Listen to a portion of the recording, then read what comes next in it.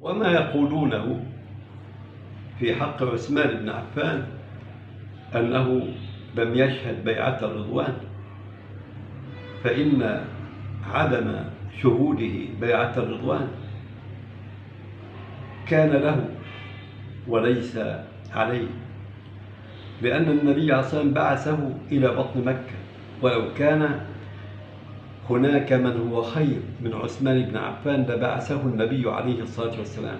ثم لما ذهب عثمان وجاءت بيعة الرضوان ضرب النبي عليه الصلاة والسلام بيمينه وقال: وهذه يد عثمان.